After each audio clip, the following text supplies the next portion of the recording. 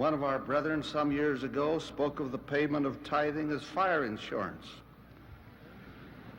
Nonetheless, the word of the Lord is clear that those who do not keep the commandments and observe the laws of God shall be burned at the time of his coming. For that shall be a day of judgment, a day of sifting, a day of separating the good from the evil. I would venture a personal opinion that no event has occurred in all the history of the earth as dreadful as will be the day of the second coming, as fraught with the destructive forces of nature, as consequential for the nations of the earth, as terrible for the wicked, and as wonderful for the righteous. The mandate given by the First Presidency and the presiding bishopric is to only focus on financial growth. EPA employees are told that the money will be used after the second coming of Jesus Christ or during Armageddon right before he would come again. We do not say that all of the saints will be spared and saved from the coming day of desolation, from the atomic holocausts that surely shall be. We are instructed to give unto you the law of consecration, as contained in the book of Doctrine and Covenants, in connection with the law of the gospel and the law of sacrifice, which you have already received. It is that you do consecrate yourselves, your time, talents, and everything with which the Lord has blessed you, or with which he may bless you, to the Church of Jesus Christ of Latter-day Saints, for the building up of the kingdom of God on the earth, and for the establishment of Zion. Each of you, bring your right arm to the square. You and each of you covenant and promise before God, angels, and these witnesses at this altar, that you do accept the law of consecration as contained in the Doctrine and Covenants, in that you do consecrate yourselves, your time, talents, and everything with which the Lord has blessed you, or with which he may bless you, to the Church of Jesus Christ of Latter-day Saints, for the building up of the kingdom of God on the earth, and for the establishment of Zion. Each of you, bow your head and say yes. Yes. Thank you.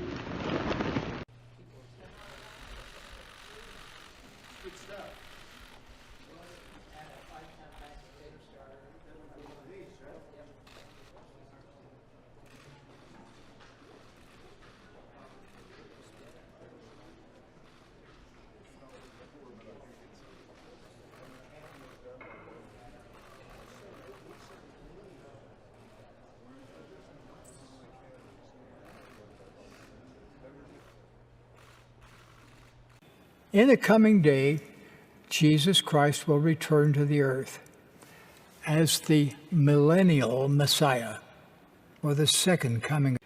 Do you see what is happening right before our eyes? Second coming of the Lord. Jesus Christ will govern from Old Jerusalem and the New Jerusalem, built upon the American continent.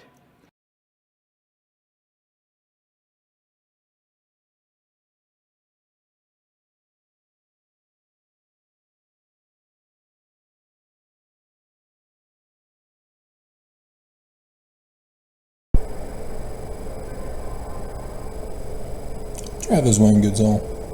So I think I got the computer fixed, Jose, at least for another month. And so if I get cyber terrorized, it's going to have to be through another way. One of the many other ways that they get me. So instead of re-uploading the first Stanford comment reply, and because that's over 2 hours, so it's going to take some time. And as much as I need to get that done and out of the way, we'll do another Stanford comment reply concerning economics. So the The sons of Levi gonna have to wait just a little bit. So, first and foremost, because YouTube, for the most of you, which I see that YouTube has trashed my channel so badly that I had 2 hours of 0 views this morning. They have ways of shutting me down without directly shutting me down. It's a form of torture. It's cyber terrorism. Because Mormons cannot come to grips with the reality of what the Book of Mormon and Joseph Smith literally say. That it's Jewish. It is not Christian. So the video I did this morning makes it very clear. So if a question that you have when going through your scriptures, ask yourself first, am I thinking in terms of Christianity or Judaism?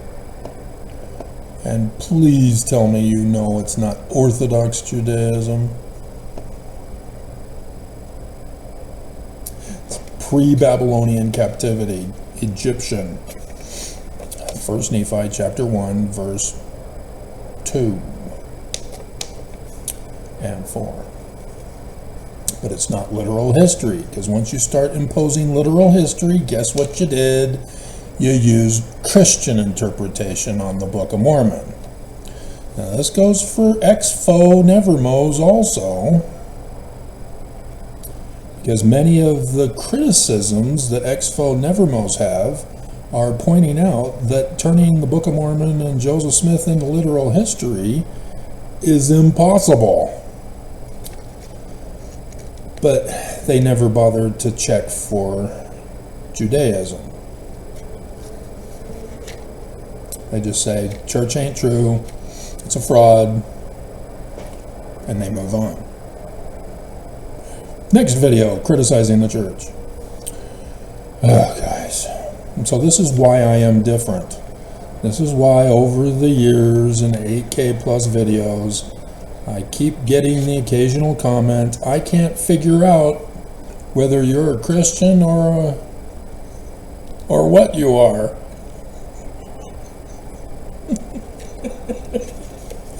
And Christian preacher after Christian preacher.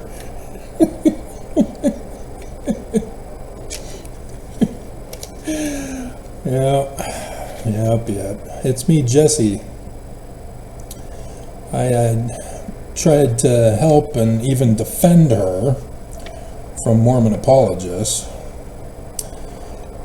as she had, I don't know how many years back,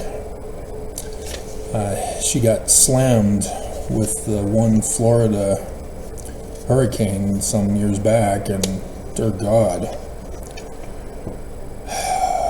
Milton would have slammed her again if she was still living there. I haven't kept up on her since then because she's stopped doing videos after that first hurricane back in the day.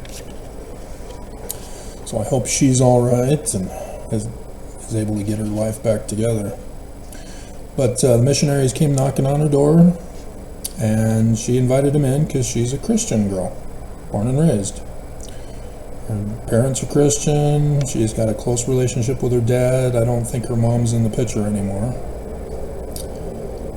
because I've never seen her with her mom in a video, just her dad and her preacher.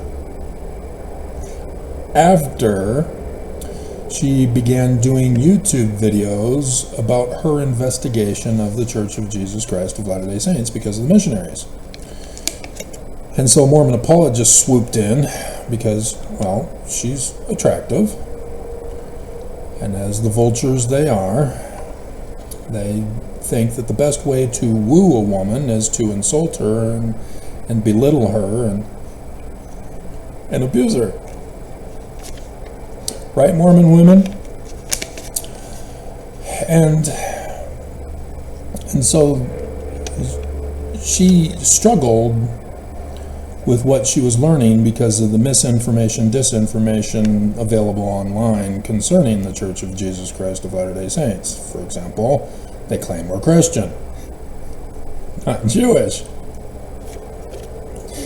And so, yeah, I would occasionally comment and help her out. And had to do videos about Kwaku, leave Jesse alone, back off. And then they would come and attack me. Play pew, Travis. We're going to abuse anybody we want. We're going to abuse you too.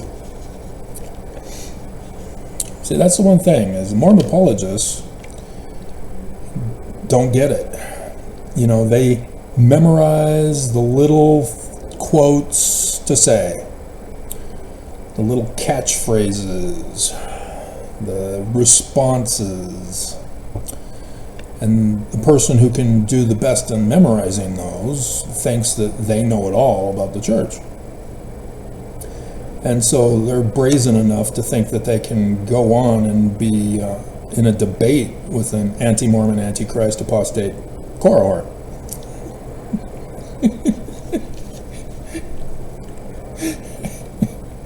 And then get utterly humiliated by being forced to confess that Brigham Young was a racist. Live on a streaming interview. Debate. And he's still Mormon. Quacko. Dear God. And so, yeah, that's. I've told you guys over and over through the years, I do not debate, I do not bet, unless I'm 100% certain I will win. So when I put out the video calls of Mormon apologists are afraid to debate me, I'm trying to debate you. And I get other people who say, I'll set it up with this other guy. You can debate him. Why not you? Exactly. They're on the lower rung of the illiteracy ladder in the church.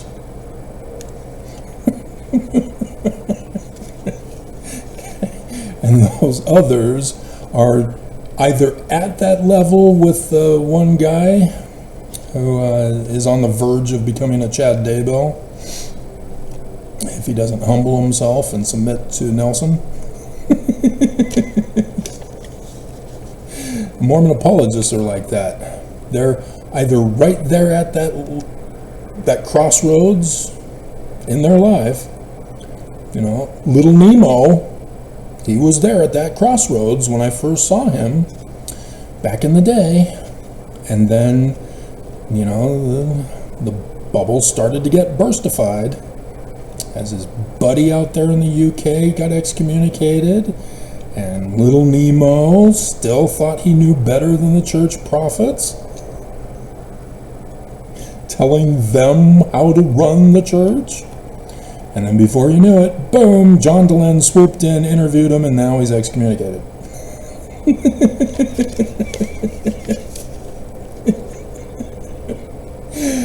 Gotcha. So yeah, either that or they're right below before they enter into that crossroads level of illiteracy. I did a philosophical book on Mormon illiteracy, and I almost got excommunicated for that. By the stake president in the older singles ward.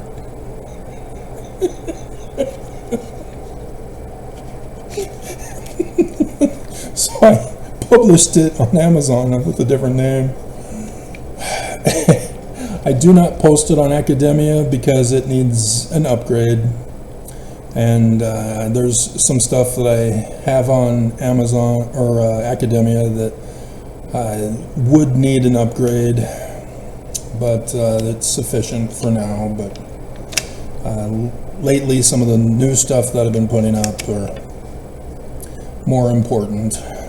You know, philosophy of Mormonism is low on the priorities at the moment, even though the mission's finished and we're just waiting for utter destruction, thanks to Mormons' disbelief and wickedness. So let's get into the economics. Understanding the scriptures and the learning of the Jews now should help you out. That was an older singles word.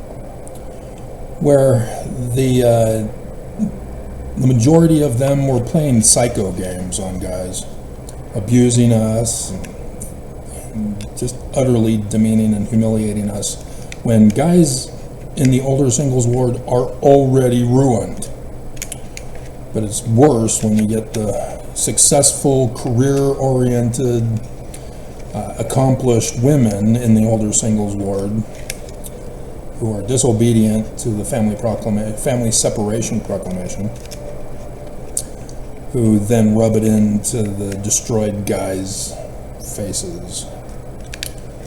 And yeah, they have a special 10 minutes where they have guys who are brought into the Relief Society, and there's a table set up for an altar, and then they have the Relief Society president, whether it was the west or the east, because we were that big at the Fort Union Boulevard behind the fire station, and then they would just slice him open, rip out his heart, light it on fire, shove it in a blender, and then frappe it on high, and all the women are chanting, "We are daughters of a heavenly Father who loves us, and we love him."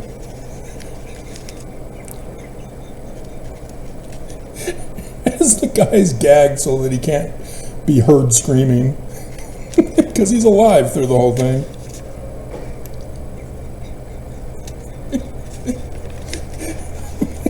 So when I realized it was about to be my turn, I left.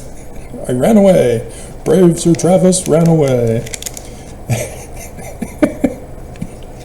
And so they still stalked me, as one day I was in my room down in the basement, which was supposed to be built by me for Grandma, but she died of Alzheimer's.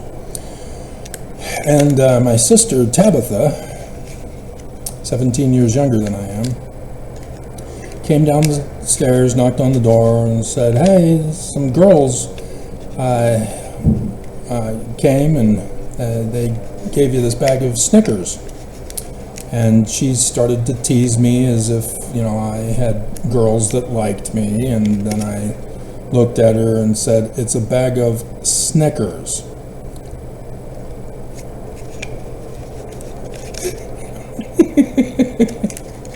I think it clicked because she went silent and ran away upstairs.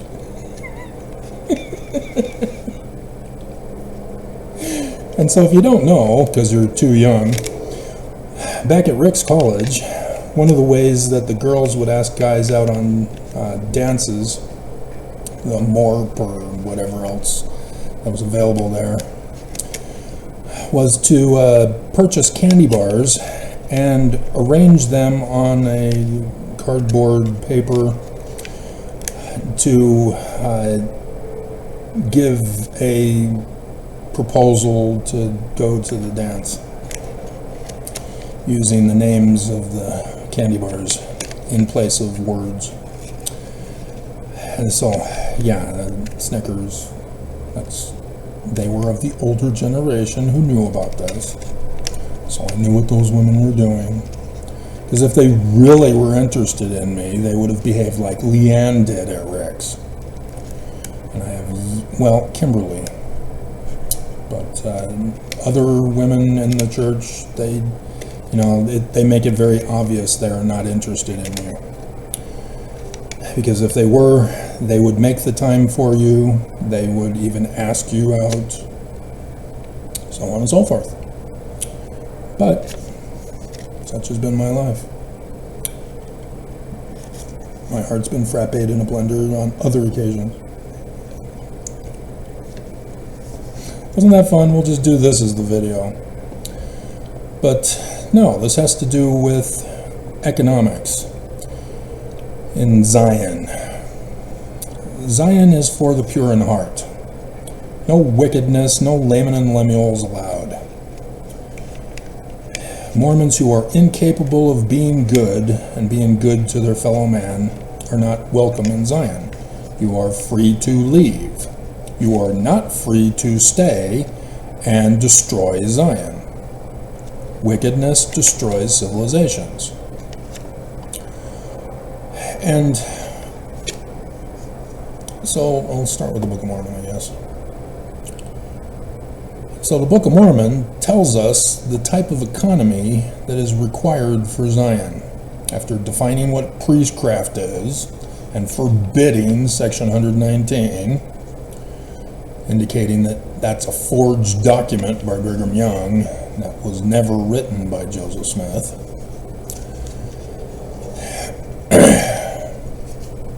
He then goes on to say that in Zion, you need to love. You can't hate your neighbor. You can't be proud and selfish and greedy and all that in Zion. Love means you do not have those evil behaviors, evil thoughts, evil feelings, evil women. Tempting. I like that song. I would like to hear it again, but we'll see. We won't write it down. Love is the answer. Shine on us all, set us free. Love is the answer. Okay. That one we'll write down. And then he goes on to explain the type of economy that is based on love, not greed, selfishness, theft, covetousness, adultery, fornication, etc., etc. I'm including some other stuff because, yes, number one cause of divorce is marriage.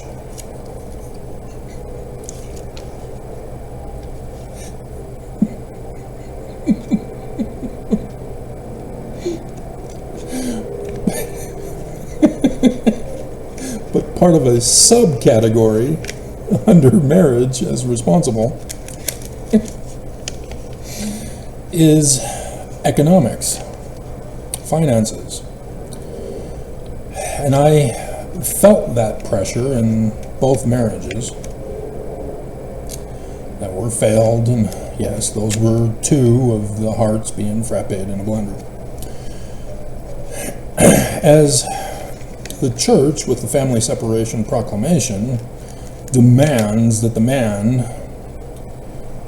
prostitute his wife by paying money to the church, and sex trafficked if you purchased her at BYU or being from another state or country as your wife. That's called sex trafficking. In case you're unfamiliar with the legal system and the laws of the land of which we are supposed to obey, honor, and sustain, and ruin the article of faith. We believe in being subject to kings, presidents, rulers, magistrates, and obeying, honoring, and sustaining the law, which means no prostitution, no sex trafficking. And so the Church of Jesus Christ of Latter-day Saints is a criminal operation that needs to be shut down because they are not following the 12th article of faith. Dear God, how hard is this? And then lots of other problems as I've been doing the 8K plus videos for. And so to have no economic worries in a relationship is a big burden lifted.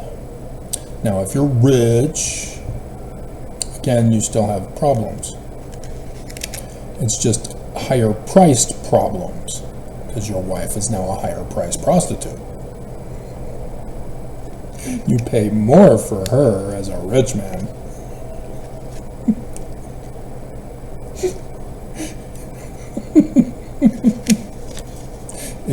Is your wife an 8-figure wife like Mohana?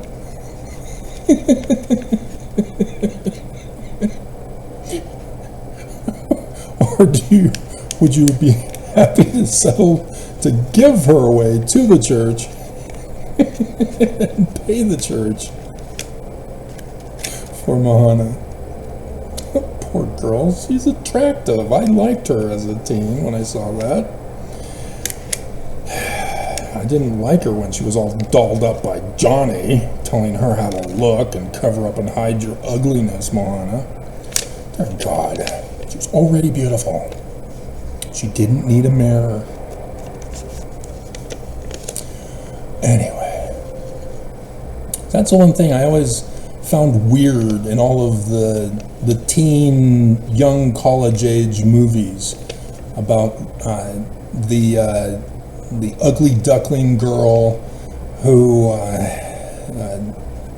doesn't get the guy because it's the popular cheerleader of the school, and in the end, the sports jock football quarterback finally realizes that this plain Jane Molly Mormon was the one for him.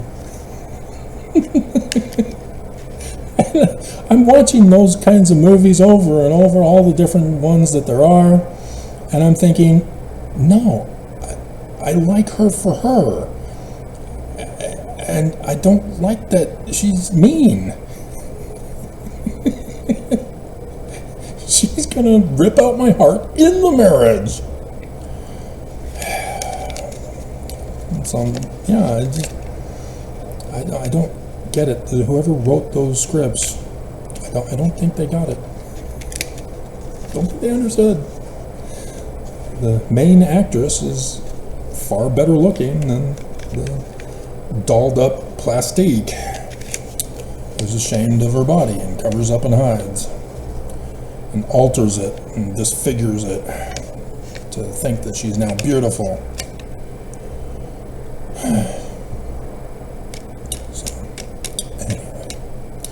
And so, yes, this economy for Zion should eliminate the human factor on that level.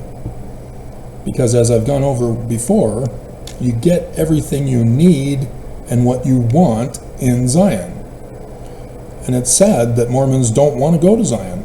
They're waiting for Jesus, church is Christian, and screw the Jews. Screw Joseph Smith in the Book of Mormon as Jewish. Mormons hate their founder, hate their keystone so much that they want nothing to do with it, and they want to be Christian. And it will be true, or they will murder you and prove that Jesus is true. Because you'll find out after you're dead. It's just sad.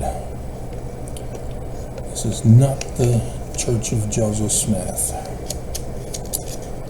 And so, sure enough, after the type of economy he goes into, and again, the Lord God hath commanded that men should not murder, that they should not lie, that they should not steal, that they should not take the name Emmanuel in vain. You know, like calling him Jesus. That's calling Emmanuel's name in vain by calling him some other name of some other God. And I just had elderly woman after elderly woman come to my video, one and only one video, and get offended when I say, oh dear God, and they think I'm swearing. Taking the Lord's name in vain, and then I have to do a video follow-up because they get banned from my channel for being a hater.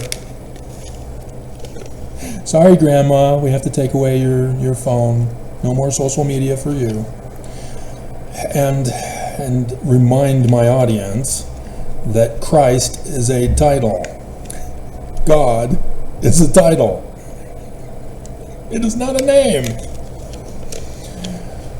But this is the lower rung of illiteracy in the church. And if you can show that you can be illiterate, faithful and true, we'll test you to see if you can go to the next level.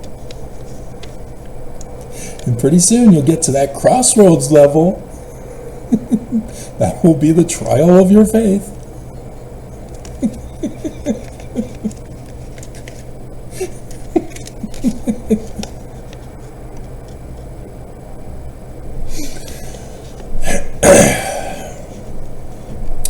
And so, yes, this is why it's set up like this in 2 Nephi 26. The laborer in Zion shall labor for Zion with love. For if you labor for money, you'll perish.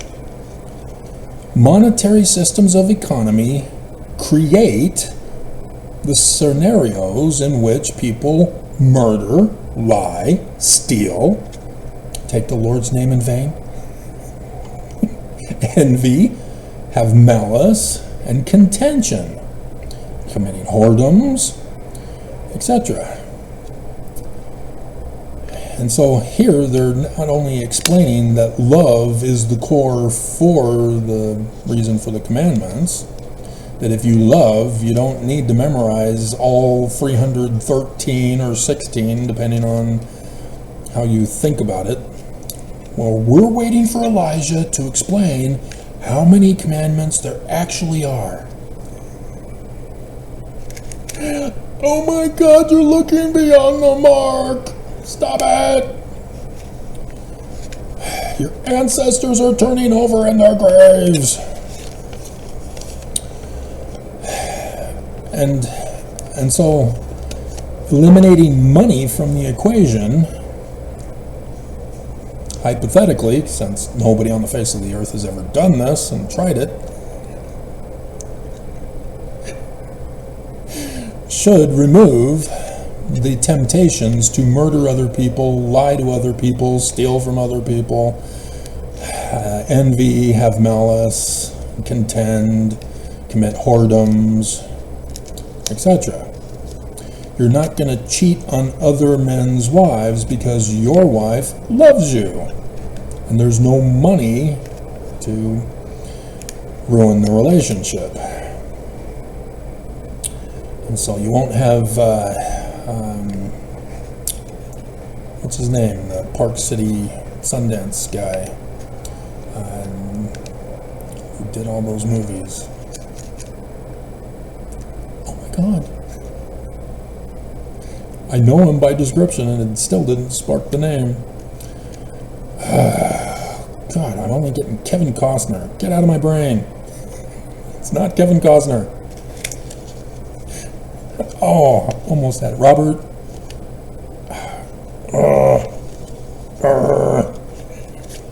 That guy. Ruined that one. Okay? So no money in Zion. But we are not living in a fantasy world. If we were able to get enough people who wanted to go to Zion and we just all went, we'd have to be able to pay to get there. We'd have to be able to pay to acquire land and build. We'd have to have money and for setting it all up and living until Zion gets built.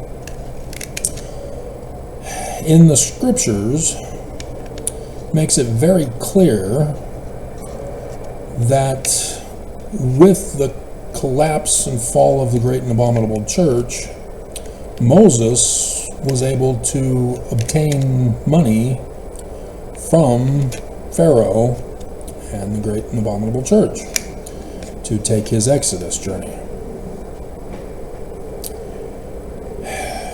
But so far, President Russell Marion Nelson keeps saying, no, I will not let you go. Let me go. I will not let you go.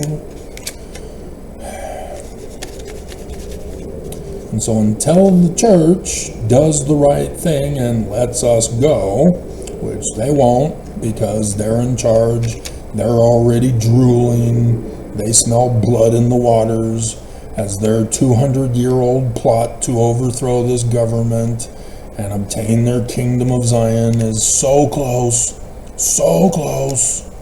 That Travis, he almost got us. But we had YouTube shut him down and other cyber terrorists and other people to hurt him and try to murder him. Lock him up. To shut him up. And so yes, they're about to get away with it. And the scriptures say that the pit that they are digging for this nation and the world and Mormons is the pit that they themselves will fall into. We'll see. Because it's in the coming days. Next week. Is it Tuesday? It's Tuesday. Next week. What do you know? And so, yeah, they have backup plans in case it doesn't happen next week. They will make sure it will happen. Oaks assured the little missionaries in the Las Vegas, Nevada mission on the 14th of March, 2020, on that Saturday, at the super sacred secret meeting where he disclosed to them information that was not to be shared with anybody, and a naughty sister missionary recorded them, and it got leaked to a guy who had a crush on her, and YouTube thought they were mocking me by recommending his video to me, and I checked it out, and sure enough, oh, look at this. I'd already figured it out by my research and study and all the videos I've been doing, and here Oaks said, yep, that's exactly what we're doing, Travis. That's why there was no Exodus in 2020, is because it was just a test run. But I did my part for that year. I was impressed. I never realized that I could part the waters. And Mormons can't understand what I'm talking about. They don't understand because they're thinking Jesus. They're thinking Christian. They're thinking literal history. They're thinking literal fulfillment. No! Stop it! I do not have special blood. I do not have supernatural powers. Though there's been some instances, we won't get into that.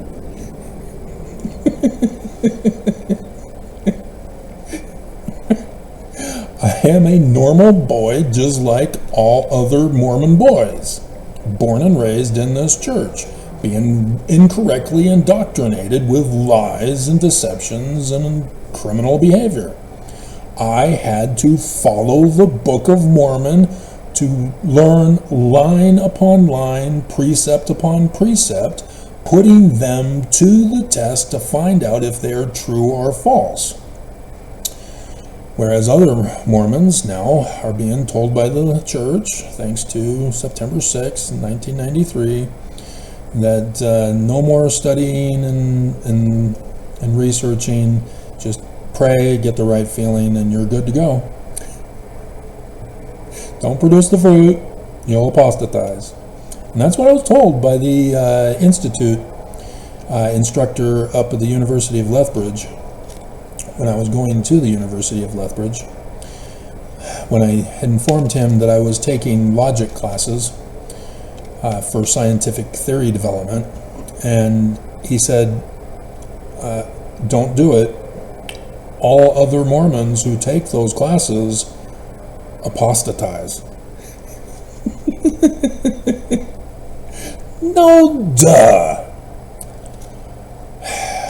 But I learned how Christianity isn't true.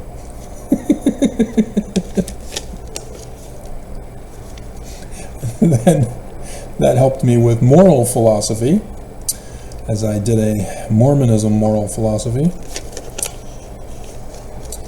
And answers to still ask gospel questions. Again, those don't worry about don't pay for anything. It all needs to be edited and revised and updated. So, Another project for Zion. But, good times. I mean, yeah. So, the destruction should be footnoted to Ezekiel 16, and it's not. I see in verse 29, C, Ezekiel 22:27, E is Ezekiel 34:3, and gain, and then welfare, no, 16. So those of you who know to make sure that you annotate or take notes, however it's done. Ezekiel 16. 17 is the parable of my birth, where I'll be born, where my nativity is, and then I'll move to Michigan, and then move to Southern California and hike to the top of the mountains before coming to Utah. Where's Ezekiel? There we go. So, this is the sin of the sisters of Sodom.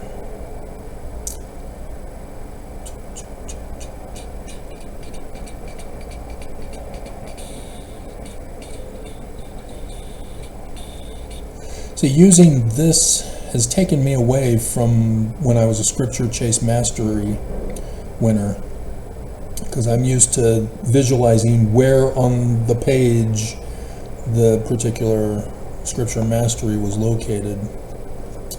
And so this is a whole new ball game here. I've had to do a whole revising of my associative memory.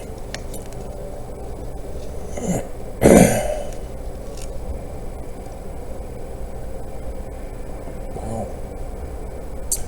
If thou buildest thine eminent place in the head of every way, and maketh thine high place in every street, and hast not been an harlot, in that thou scornest hire, but as a wife that committeth adultery, which taketh strangers instead of her husband, like a Danite. They give gifts to all whores, but thou givest thy gifts to all thy lovers, and hirest them, that they may come unto thee on every side for thy whoredom. Everybody's having fun but me. What the hell?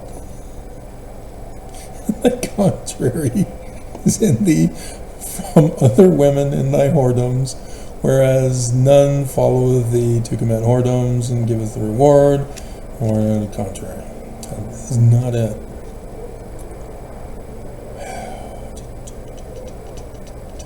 I think we're going too far. We'll be back here. Come on, where are you? Thy mother's daughter, and thine elder sister is Samaria. Behold, there it is. Behold, this was the iniquity of thy sister Sodom. Referring to the book of Genesis by a different author, not in the book. Pride. Fullness of bread. Wealth. They have more than enough food. They are gluttons.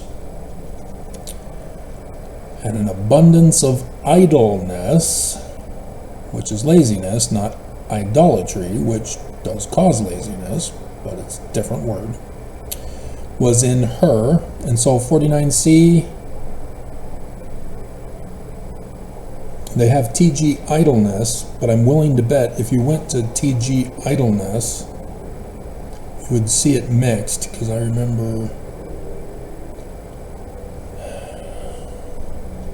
sluggard will not plow, so you need, it's not the bread of the though idle, when men speak, words seem as idle tales. Yeah, idle tales, no.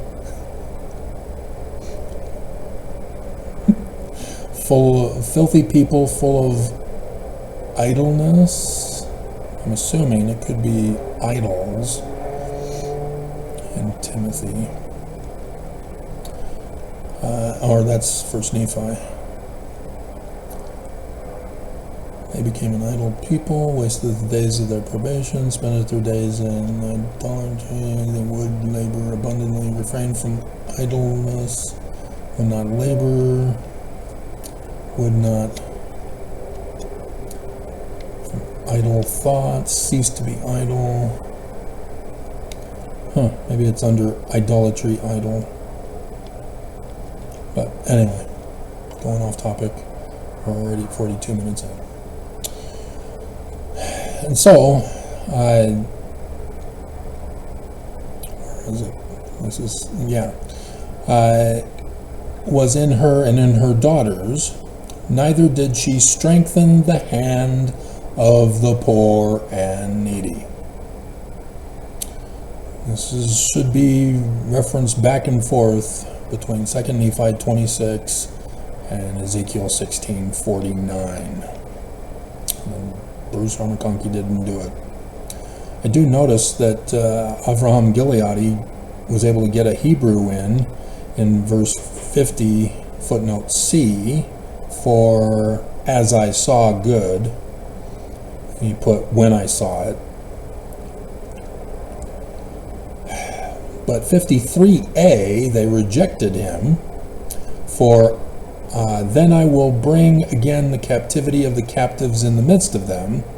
And the supervisor replaced it with OR, turn away.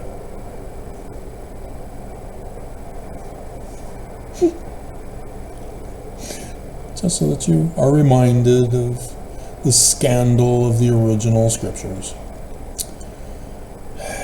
Okay? This is the economy of Zion. You must take care of the poor and the needy. You can't assume. Yeah, we're done, huh?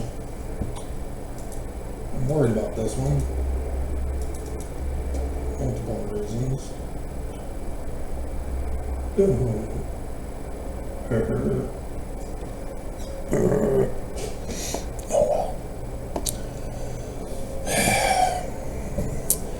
But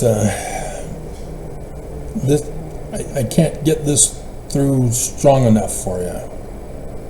We cannot have an underground economy. We can't have people finding other alternative economies, such as betting your wife or something. Oops, sorry, honey, I lost you on a bet. You can't have that. That's a type of economy. You get booted out of Zion for pulling that kind of stunt. That will ruin and destroy Zion, and it cannot be allowed, because that kind of stuff goes on now, where we have underground economies and alternative economies beyond normal interaction with businesses and corporations. And so, for example, when I went down to Mexico as a priest, as a priest quorum activity, we went down to Rosarita Beach, and we stopped in one particular place just outside of Tijuana. As we stopped in Tijuana and walked around, and they have big tents. That's a marketplace, and I saw just a whole bunch of black market VHS, cassette tapes, 8-track tapes. They were all black market copies. None of them were from the original producers of whatever it was, whether it was music or movies. And so, yeah, we also saw the little kids trying to make money, having stolen stuff, and then trying to sell it to the stupid Americans for far more than it's actually worth. But, I mean, yeah, $5, yeah, they can buy their own home at a beachfront property. And I exaggerate just a little. But yeah, it's really impoverished. Tijuana had some sidewalks, but they were run down, worn out. Most of it was dirt roads and dirt sidewalks. And there were cars abandoned, and I was informed and would get it confirmed from other TV shows and movies that if you get into a collision, car accident, whatever, both of you get thrown in prison.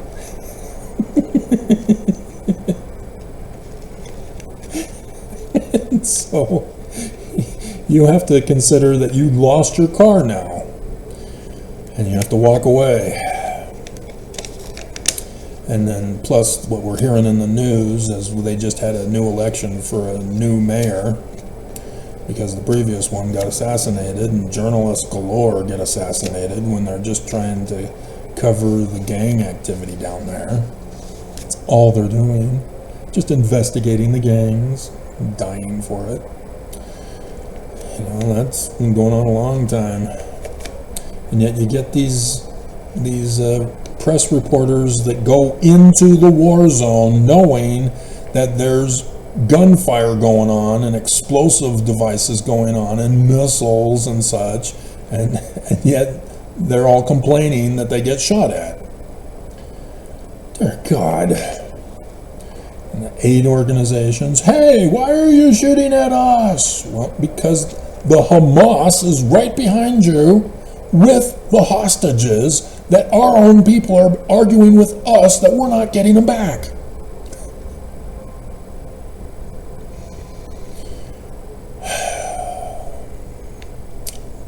Do the Israeli people have China TikTok? Is that why they don't understand what's going on? Dear God. Okay. So that's Ezekiel 16. And so, yeah, I have columns of the church's activities versus Zion's activities. The church tells you to live within your means, and you have to pay tithing first. And so if you only get $200 a week, you've got to live within your means. That is your means, $200 a week. You have to live off of that after you pay $20 to the church. And if you can't survive, well, then quit your job and get a better job. That's the church. And then they tell you, well, okay, fine. We have welfare services that are not going to give you a handout. You have to get a job. For which you don't need welfare services anymore. And back off and leave us alone. Plus, they also have the workforce thing where you can take classes on how you are a failure and a loser and a servant of Satan because you are not prosperous. That you need to learn how to be prosperous. And there, we taught you, now do it yourself. What do you mean you can't do it? Just trust in the Lord.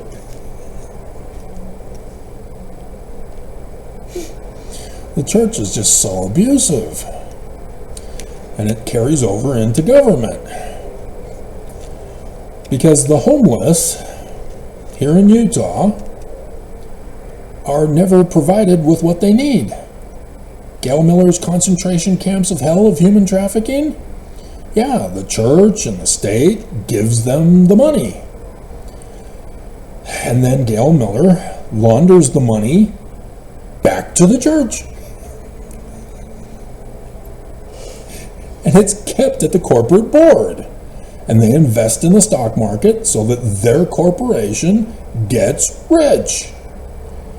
And so they give off an appearance to the public who are ignorant about corporate rules that they don't have to actually give charity to the charity that they're supposedly giving charity to. And so they build the building and they employ people and say, see, we're doing exactly what we did. Just like the church. We've got temples, we've got churches, we own the land, see? And nobody gets it. Because none of the money tinkles down to the poor. It's Reagan's economic system that is in play here. It never tinkles down. Yes, tinkle. We, the people at the lower end, are the peons. Literally and metaphorically, with the altered definition. And it's just utter chaos as the homeless just keep increasing and increasing, because the shelters cannot get more money for the board unless they create a need. And they are in the business of trafficking humans, who are the most vulnerable as homeless. And now we're entering into winter time, where they'll be forced to violate fire codes to overstuff the shelters. And what a disaster that is. You cannot find a clean stall ever. You have to have your own stolen roll of toilet paper.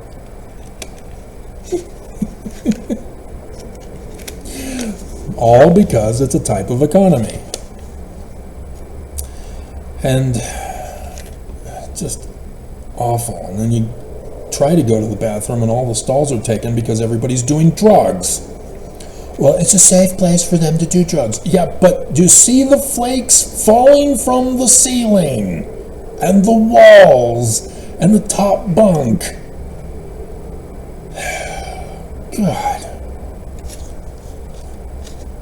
It is a nightmare scenario and needs to be shut down because it's not being run properly. If they were to run it properly, one, you get rid of the corporation. This is human beings you're talking about. These are not chattel to be exploited by a company. Two, it needs to be run and operated by the government, because the government has SSI and all of the other licensing and identifications that are required for all citizens. And so thus, you'd have Health and Human Services now combined together in charge of the shelters, that employees of the government are working in them, so that they make sure that there are no drug trafficking going on, but also that they're actually needing to get them out of the system into affordable homes. And they're the ones who can do it, because the government are the ones who are supposed to regulate the economy and make sure that businesses who build homes make them affordable. Not complicated. And then the homeless can go and make sure that they've got all their identifications that are needed. They can have a DMV representative there. They can have somebody from DWS there. They can have job seminars and such, and have them look for jobs from that place. All of that is the way it should be done under this type of economy, and they won't even do that. They pass it off to a corporation to make the corporation rich and continue to make the homeless problem worse and worse and worse and worse and worse until eventually it's going to explode. And then the government's going to say, oh, we want to build a shelter in your neighborhood. How would you feel about that? Hell no! Burn the witch! Remember after Operation Rio Grande, they had no intention of building shelters. None whatsoever. That was the brilliant plan of the Mormon in Congress. It's from Jesus, so it's true. I prayed, got the right feeling. I know exactly what to do. Dumb ass. Okay? And so, yeah, this type of economy is required to make people sick. It is designed to make people poor, so that there are those who profit off of this, of making people sick. Psychology is a perfect illustration. It is a huge criminal operation of human trafficking to wrongfully accuse a person of having mental retardation of one name or another, get them on drugs to support Big Pharma, and then keep them enslaved for the rest of their lives. Getting them addicted to the drugs so that when they try to go off, they go through severe withdrawal symptoms, and then the psychologist says, see, you need to keep taking your drugs. You've got a problem.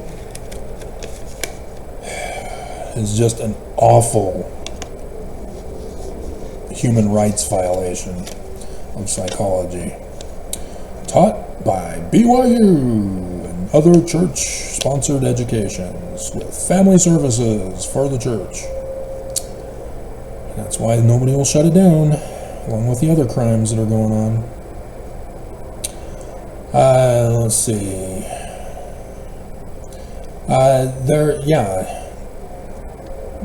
We went over that. You have to screw over your co-workers so that you can get ahead in the business. The scandal of women in certain news, press, and other stuff have had to sleep their way to the top. It's just been in a horrible human rights violation situation of criminal behavior. This is what happens when you let an economy run amok. And our Congress has done that here in America. They gave corporations their freedom, and that's what the consequences are. Criminal behavior, inhumane treatment of citizens. And so then you got Bezos saying, I'm withdrawing my support for a candidate. I caught and killed the opinion piece that was going to support Harris.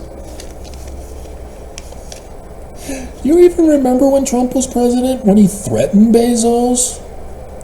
Anybody remember? Why do you think Bezos is pulling support from Harris? Why do you think?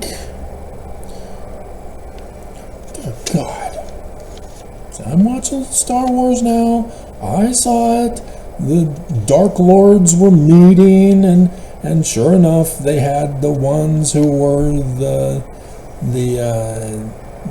unions, and the others were the bankers. That was hilarious. Hilarious. The evil secret combination full of bankers and union workers, or union leaders. Hilarious.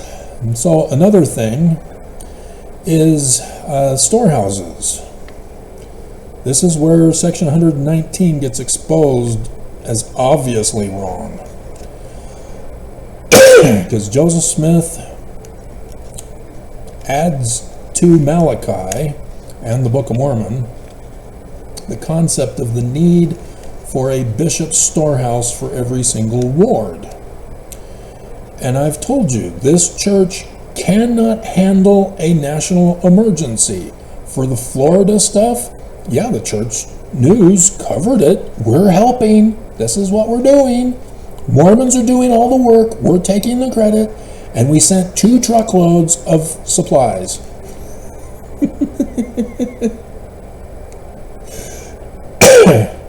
It's still a month later from Helen, and they're still trying to rebuild. They still need supplies. The church doesn't keep sending out truckload after truckload, day after day. No, they can't. They don't have sufficient to do that. This is where the church fails. The church is thinking like a filthy rich corporation. No duh. They're ruining their business. No duh. And so what you have is, with a storehouse for every bishop, and then you can have a stake storehouse that supplies the bishop storehouses, and then you can have a regional and an area and so on until you have the main one here in church headquarters that would help supply the various ones as it trickles down, not tinkles up, pee on themselves.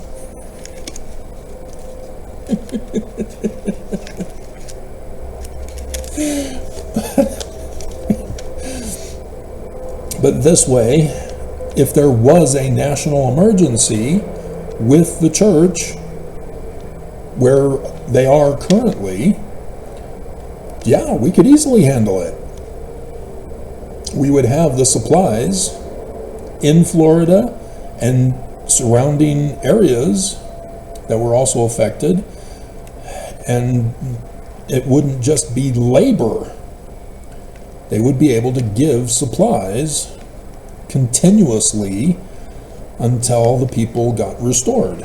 And the church would be able to shine the light of how love is what needs to be done when our government are fighting among each other as to whether or not FEMA has enough money to take care of it. And the slow response. And then the church wouldn't be giving to other charities, corporations, because they are a charity, a religious charity, like they claim they are to the IRS. It's not complicated to see how the church is criminal. It's right there in scriptures. It's in Malachi, it's in Joseph of Egypt, it's in the Book of Mormon. Joseph Smith even directly says every bishop gets a storehouse for the needs and wants of the people. And it's not to be a charity thing or a welfare state, because when you give food, apples have apple seeds. And so when you're poor and you need help because your crop failed, you're able to get supplies from the storehouse. They have seeds. You can take those seeds and now you can replant again to get back to normal. It's that simple. That's the Zion economy. That's what all the scriptures are trying to teach people. And yet, we read, render unto Caesar what is Caesar's. But this is the economy that'll work. And this church exposes themselves as criminally fraudulent by their inability to figure this out until it was too late. And even then, they didn't even do more than just the main one at the beginning, and then began to do a few outside of Utah. I don't think there's much in the way of outside the United States. Should we check? I'm still, traumatized. I'm afraid that I'm going to be shut down at any moment. I need a comfort woman.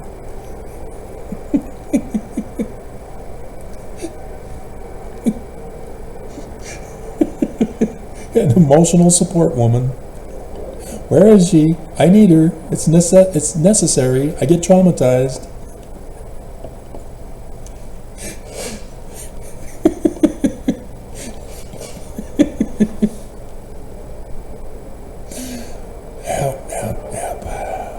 Yeah, I saw one homeless person with an emotional support animal today.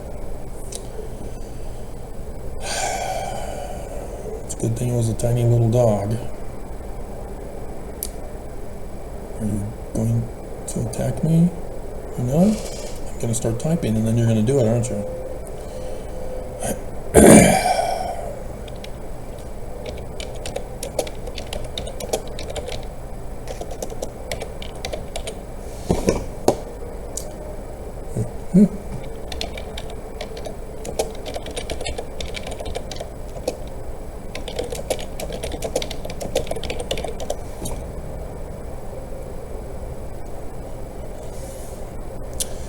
Okay, each storehouse, welfare and self-reliance, No.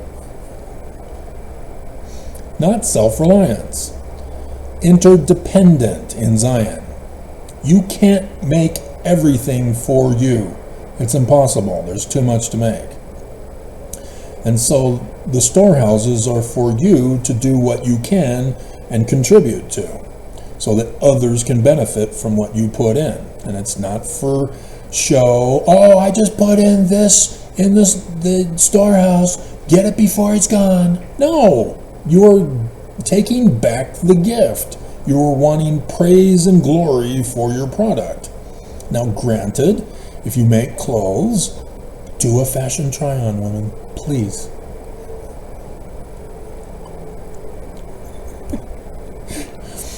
But other than that, no. You're ruining it for Zion.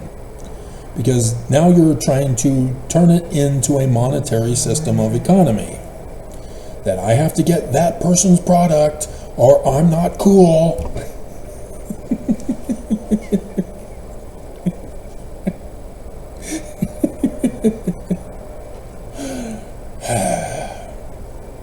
So yeah, there's over 100 across the United States and Canada.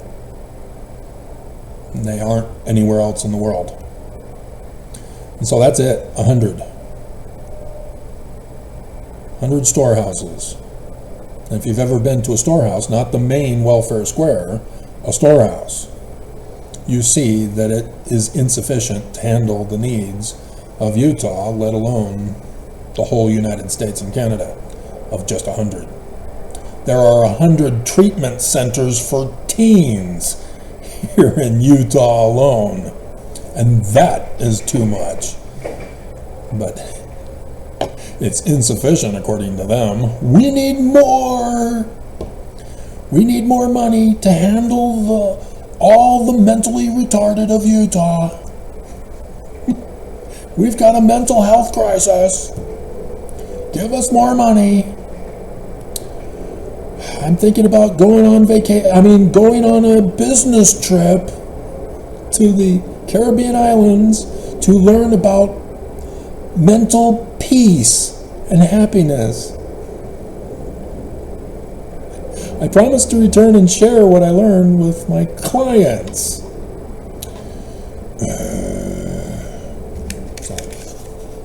Yeah, 100 is nothing. With the multi-trillions of dollars they're hoarding, it's nothing.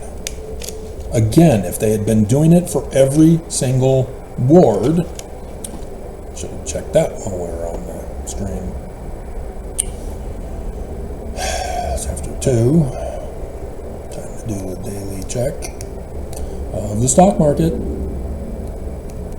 And last week, they were dropping it, selling it off, and now, sure enough, this week they're pumping it back up again. So we'll see what LDS Church ward stats.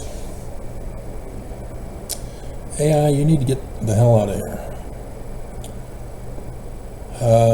Let's see, announces uniform worldwide standards for state boundaries. Here's the temples statistics. No. Oh yeah, 199. See, Travis, church is true.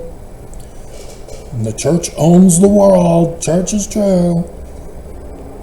No, it means they're false. Have you never even read your Book of Mormon?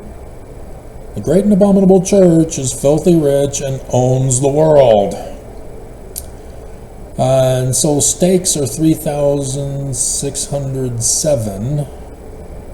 They don't have wards. There it is. And so those would be the next level up storehouses. So 3,607. Big difference from 100. But yes, they should have 31,490 storehouses. And they only have 100 for only United States and Canada. If they had 31,490 they would have more than enough.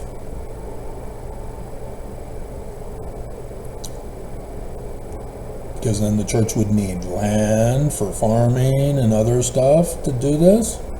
Because the storehouse out in Magna, yeah, it's got a farm out back. All these storehouses would have the supplies for it. And some of the other stuff that they can't grow, they have to purchase from other manufacturing. Like I said, trickle down to what they need. So the bulk stuff gets made at the central one and then gets passed down to the stakes or the regions, areas, then stakes and then wards. And so when the ward is running low on certain stuff, they place the order up the chain of command. The stakes would then first be required to fill it, and then the stakes, when they get low, puts in the order for their needs to the one above them, and so on and so forth until you get to the top. And that's how Zion is supposed to be run. And so yes, you get what you need and what you want. There are women who want to wear different clothing every day. Perfectly fine and acceptable. And especially if you do a try-on video. Or take pictures. Make it available for all of us. And yeah, you're contributing to Zion. Because you can show how to make clothes, you can show how they look when worn, and so yes, you are contributing in multiple ways with simple clothing that way. And so if you want them mass produced, we provide you with robotic automation for whatever it is you're making so that they can be mass produced, so that we can get the supplies up to where they need to be, so that there won't be a lack or an insecurity of basic needs and wants to help prosper Zion. Real simple economic system. All right there in scriptures for us if we would just read. And so yeah, the church even got late on that as they did it after the economic collapse in the early 1900s, the Great Depression. Then the church said, you know what, this is affecting us.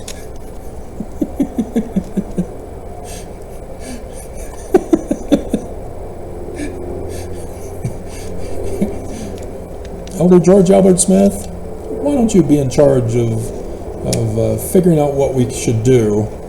I don't know. I'm in the welfare program that you've got going, but I don't. Maybe I should read the scriptures and see if I can pray and get the right feeling for something. Pretty much how it was. They know the scriptures and they purposely did not do it until it affected the church. God. So, alrighty. Numbers 33:54 is what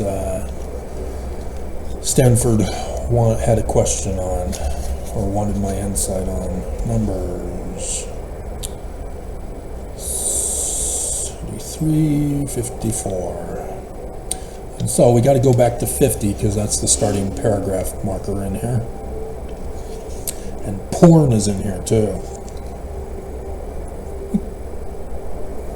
It's not translated correctly. And again, you see Avraham Gileadi getting approved for one and denied on the other. In verse 52.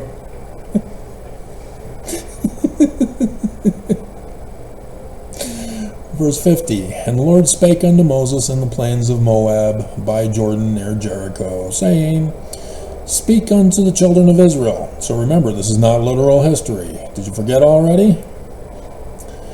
This is prophecy. This is a man like Moses. This is Zion.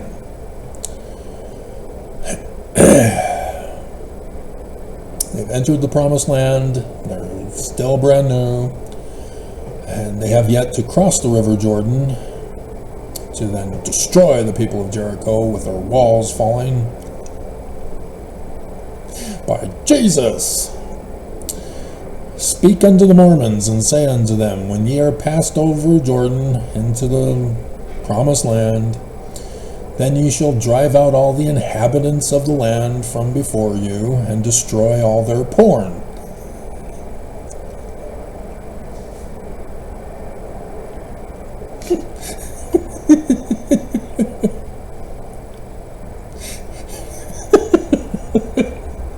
Pictures and images, if I remember correctly, is the same Hebrew word.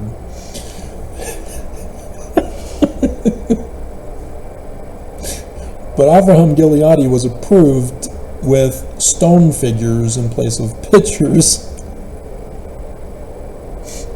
which was the other porn video from the Book of Mormon, including both the Septuagint and the Biblical Hebrew together as one, in that one passage of Isaiah, the ships of Tarshish and blah blah blah, and pleasant pictures, the porn. But C, high places. Oh dear God. Avraham Gileadi put something else, and they disapproved it, and so either the supervisor or Bruce R. McConkie or Ballard.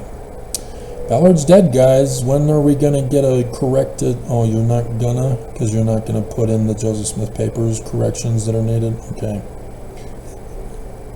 Put OR Hill Shrines. Dear God. So yeah, he doesn't know Hebrew. He's this big shot in Mormonism. He's the expert on Isaiah.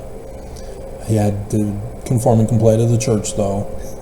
Crawling back on his hands and knees. What are you doing? No! You destroyed my life. I'll say anything. No more men like Moses. Fine. It's all Jesus. Jesus. Take me back, please. There's got to be some mistake. Yeah, the church extorts you. He had everything to lose because he simply brought out the Jewish Christ and mingled it with Jesus. And the church said, no, you can't have anything to do with the Jews. It's got to be all Christian or you're out. And he was employed by the church at BYU. He has a Mormon family sealed in the temple that he needs to take care of. His membership is important because Mormons look to him as a key figure for strengthening their false spiritual witness bubbles. As the expert in Hebrew, and he sucks. And the church made him suck more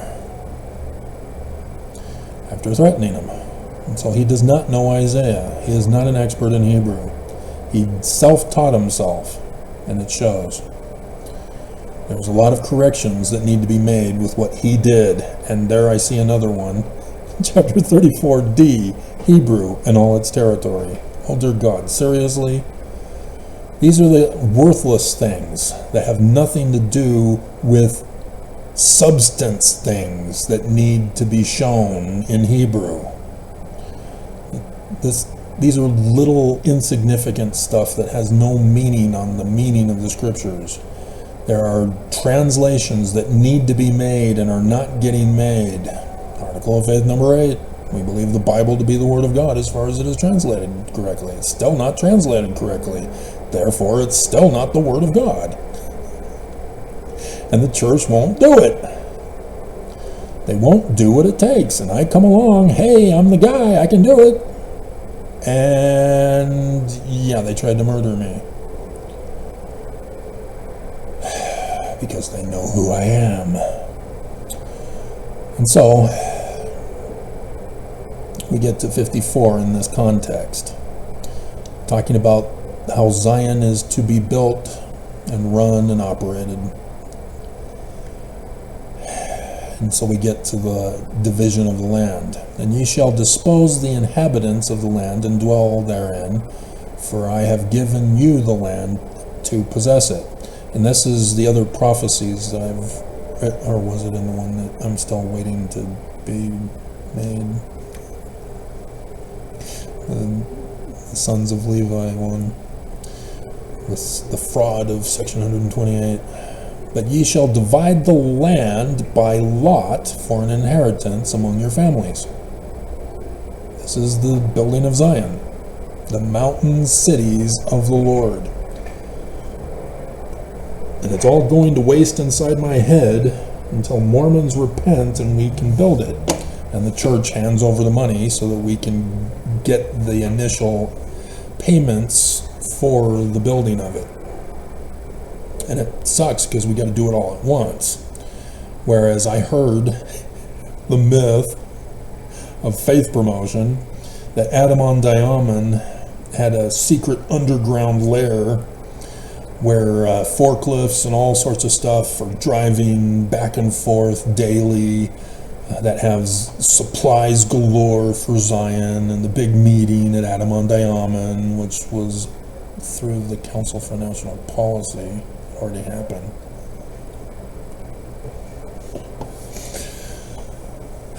But yeah, that's the way it should have been done if we wanted it to be organized. But this church is wicked, and so it's not getting done organized. You know, the whole redesign of the Salt Lake Temple and Temple Square, no, they had to hire a company. They provided the materials and the work for it. The church did not have a supply anywhere for that purpose. People are not catching on. And so this is where we should see Section 85, verse 7. Good for you, Bruce.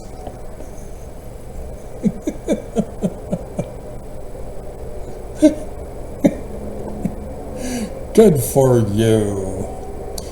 And so, talking to a bishop, this is how it's organized. Yeah, it's the pink thing right here.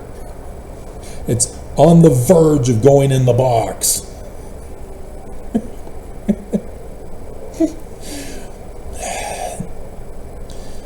The whole structure and the lots, which, sorry Stanford, you're the apostle for the storehouses, not the lots. I've already got another apostle for the lots.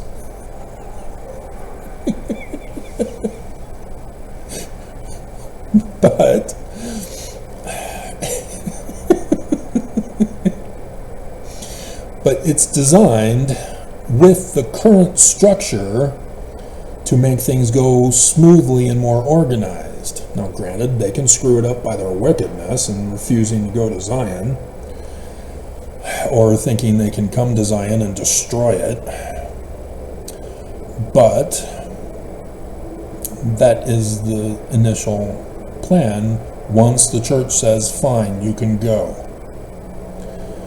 And we're looking at utter destruction first. So we're looking at the Mulek scenario and see what kind of problems they got into. They didn't even bring their scriptures. Those are all on their cell phones, and cell phone towers are shut down.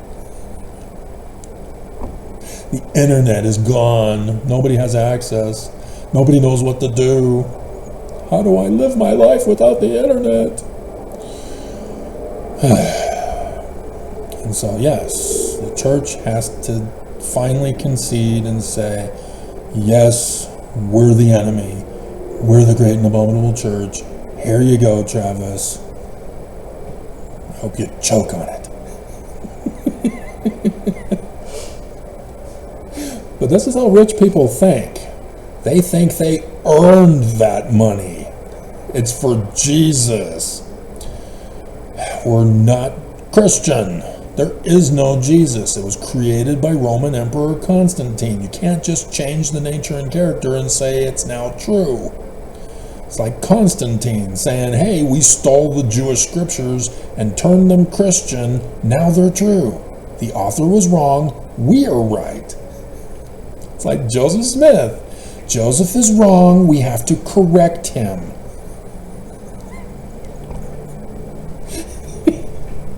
He's clueless about the name change of the church that he had just made the previous month.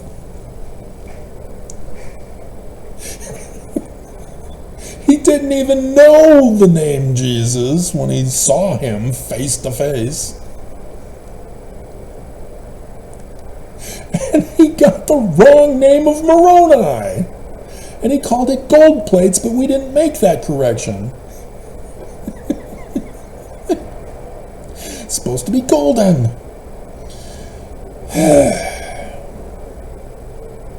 I mean, seriously, Mormons, my hell. And that I was told that as a kid. You know, why don't we have these other scriptures like the King Follett Sermon and stuff? And Mormons or teachers and whatever were telling me, well, Brigham Young didn't approve of them. What? Brigham Young has more power and authority than Joseph the founder? That never sat well with me. But Mormons make excuses that don't make any sense and get the church in deeper trouble, thinking they're protecting the church. Giving an explanation. You lose if you don't use the Jews. You just make it worse using Christianity. And so yes, the temple has to be set in order. No more polygamy, no more child brides, no more prostitution, no more sex trafficking, no more death threats, no more coup of the government. God.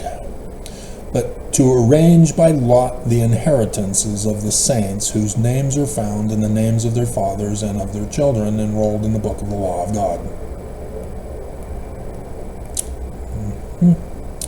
And that also ties into the sons of Levi. Because the church tried to claim that that justifies genealogy and baptisms for the dead and the temple rituals. But that was just an economic scam by Brigham Young. You have to pay to be a Mormon, you have to pay for your prostituted wife, you have to pay to be worthy to do your ordinances, and you have to pay for your dead ancestors. And so that's why they want you to do genealogy, is not because you learn about your history and who you came from and blah blah blah. No, it's about paying the church to do their temple work. And they have no authority. They don't care about the temple work. They want you to pay. They make excuses to get you to pay them. It's a scam. You're not getting it. They are not a church. They are a corporation. Legally, they are not a church. Okay?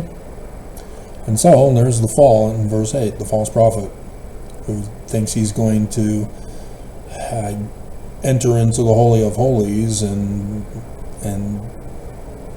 no.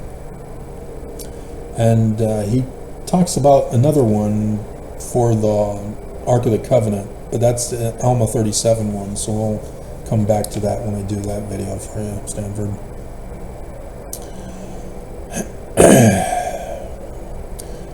And so, yeah, and they who are of the high priesthood. Joseph is still prophesying here. This is the future. This is not his day. And everybody in the church office building working on the footnotes revision knows that because they're capitalized, they are the prophets and apostles. Joseph is prophesying that his church will be insurrected, and that the temple will be corrupted and will need to be set in order by the future Jewish Christ.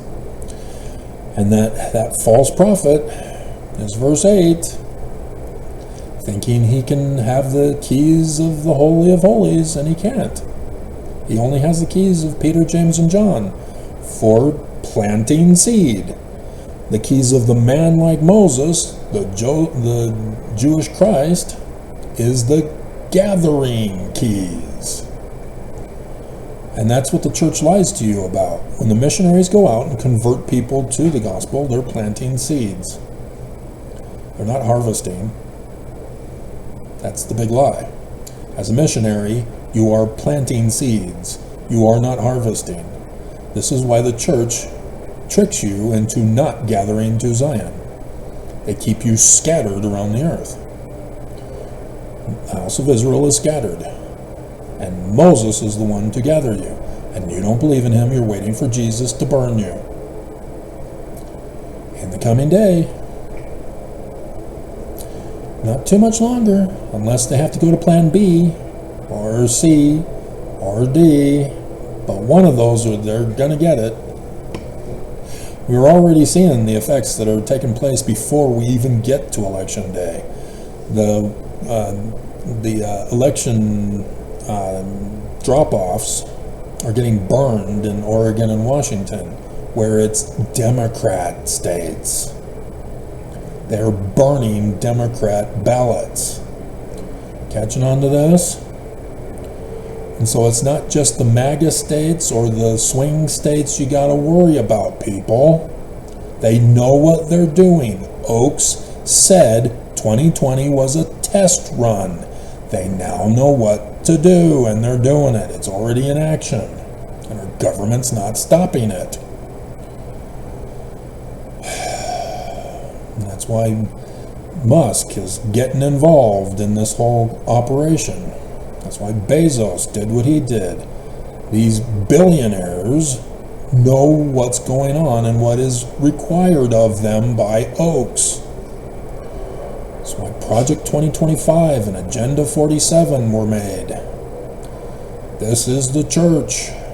It's in full swing and nobody's stopping it.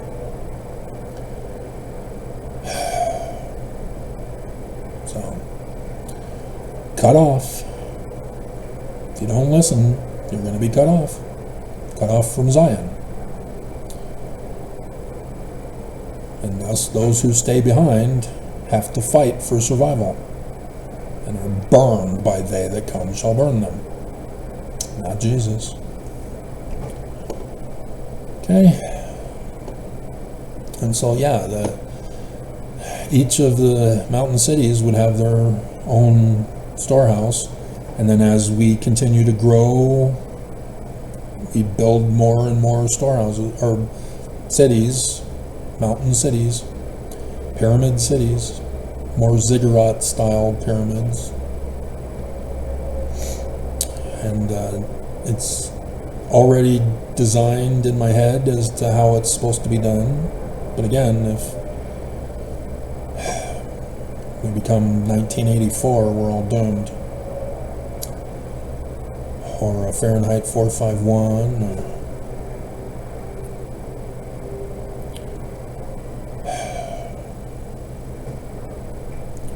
so that's the sad reality. Is all the women that I saw on that day when I was looking at the dating site of Utah women, hopefully. But it's sad, there are a lot of single women here in Utah.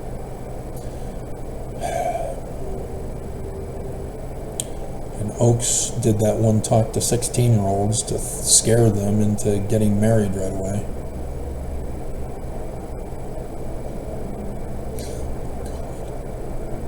It's when you graduate here in Utah, I guess. It's 16. So 16-year-olds need to get married right away. Don't wait to go on a mission. Don't get a career. Don't get an education. Get married, get pregnant, and get barefoot, and get in the kitchen, woman.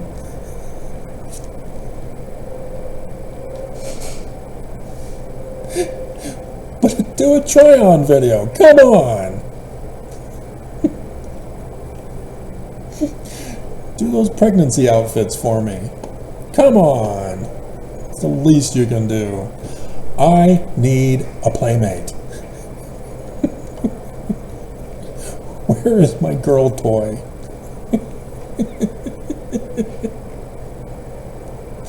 I want somebody to play with. Where are you? Okay.